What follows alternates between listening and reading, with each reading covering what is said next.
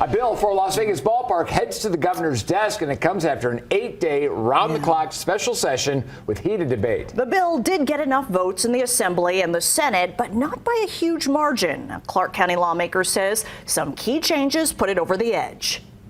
I'm very bullish on Las Vegas. Now we're well on our way of establishing ourselves as one of the great destinations for sports. Besides the promise of construction jobs and a new major tourist attraction, Assemblyman Ruben De Silva of Clark County explains key changes to the ballpark bill led to more support and his support. In the past week, lawmakers in the Senate and Assembly asked for language to mandate how the A's give back. Community benefits include a livable wage, $2 million a year in donations, higher ed scholarship donations and workforce improvements, a committee to oversee the checklist and legal remedies for noncompliance.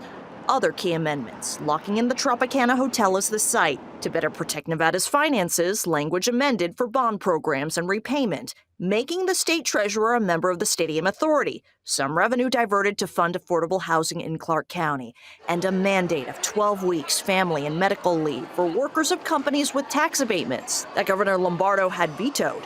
That was absolutely crucial. A strong focus on the community. I see it only getting even stronger. I see approximately 15,000 good-paying jobs during construction. Proud of Las Vegas and how we continue to reinvent ourselves. Opponents, however, question benefits to the whole state, why tax abatements were being given to a strip property, and the value of hundreds more low-skilled jobs at every ballpark game, and how tax incentives could go to plenty of other needs across Nevada. Giving millions of dollars to a billionaire while our constituents are telling us they don't want this, and our constituents are asking us to invest in their communities. When you're asking for a tax incentive that can eat into those social services that the rest of the state do use.